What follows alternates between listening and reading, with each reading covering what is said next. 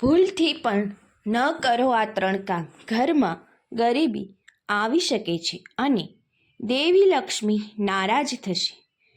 ઘણી વખત ઘરમાં એવી સ્થિતિ ઊભી થાય છે કે આપણને પૈસા મળે છે પરંતુ તે બિલકુલ ટકતા નથી. તેનું કારણ લક્ષ્મીનો ક્રોધ હોઈ શકે છે. પણ આમ કેમ? શું તમે ક્યારેય વિચાર્યું છે કે ઘરમાં લક્ષ્મી કેમ ગુસ્સે થાય છે? આપણા શાસ્ત્રોમાં એવી ઘણી બાબતોનું વર્ણન કરવામાં આવ્યું છે જેનાથી તમે સમજી શકશો કે લક્ષ્મીના ઘરમાં આવવા જવાનું કારણ શું છે. વાસ્તવમાં આપણે અજાણતામાં ઘણી એવી વસ્તુઓ કરી લઈએ છીએ જે શાસ્ત્રો અનુસાર નિષિદ્ધ માનવામાં આવે છે. ઘણી વખત તમે તમારા ઘરમાંથી કોઈ વસ્તુ આપો છો પરંતુ તે વસ્તુ કુંડળીમાં શનિદેવ અને તમારા ઘરમાં રહેલી લક્ષ્મીની અસર કરે છે. તો શાસ્ત્રોમાં દાનનું વિશેષ મહત્વ છે, પરંતુ શું અને ક્યારે દાન કરવું તેનું પણ ધ્યાન રાખવું જોઈએ. તમારી કોઈ પણ વસ્તુ કોઈને આપી દેવી એ દાન ન કહેવાય.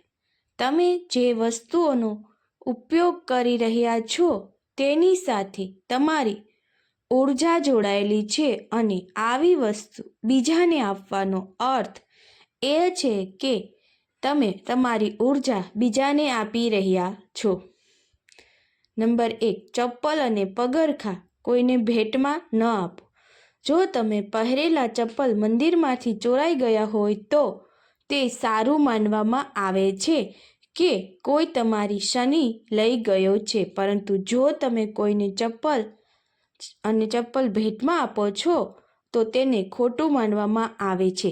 એવું માનવામાં આવે છે કે આનાથી તમારા પર શનિનો પ્રકોપ વધે છે અને કોઈ બીજાને ભેટ આપવાથી તમારા સંબંધો બગડી શકે છે. તેનાથી પરસ્પર વિવાદ પણ થઈ શકે વધે છે.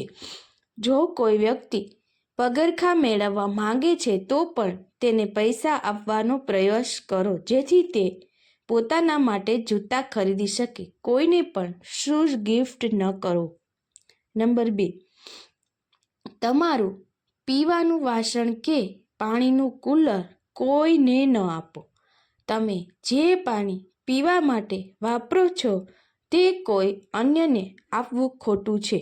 ધ્યાનમાં રાખો કે અહીં અમે દાન આપવાની વાત નથી કરી રહ્યા, પરંતુ અમે કંઈક એવી વસ્તુ આપવાની વાત કરી રહ્યા છીએ જે તમે પહેલાથી જ કોઈને ભેટ તરીકે અથવા ફક્ત તેનો ઉપયોગ કરવા માટે ઉપયોગ કરો છો.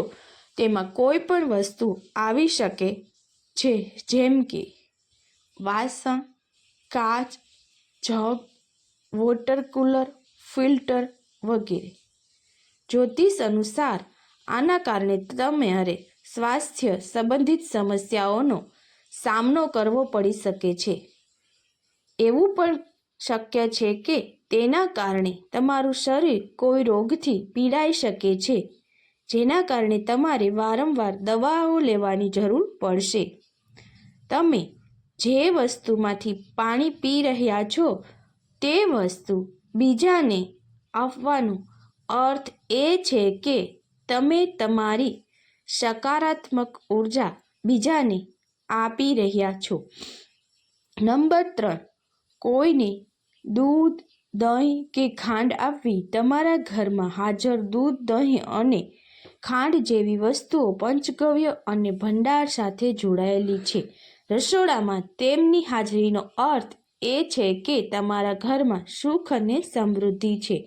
અહીં પણ દાનની વાત નથી, પરંતુ જો તમે તમારા ઘરમાં રાખેલી કોઈ વસ્તુ બીજાને વાપરવા માટે આપો છો તો દેવી લક્ષ્મી ક્રોધિત થાય છે અને તમારા ઘરમાં દુર્ભાગ્ય આવે છે. શાસ્ત્રોમાં આ વસ્તુઓનું દાન કરવાનું વર્ણન છે અને તે કોઈ પણ શુભ કાર્ય કરતા પહેલા મંદિરો વગેરેમાં દાન કરવામાં આવે છે. પરંતુ જો તમે તમારી વપરાયેલી વસ્તુને ઉપાડીને કોઈને આપો છો તો તે તમારો સ્ટોક બીજાને આપવા સમાન છે માનવામાં આવે છે. જો તમારી પાસે તમારા ઘરની આવી વસ્તુઓ આપવા બીજાને દેવામાં આવતી હોય તો મિત્રો ખાસ ધ્યાન રાખજો, નહીતર માતા લક્ષ્મીજી નારાજ થઈ જશે. જય માતા લક્ષ્મીજી.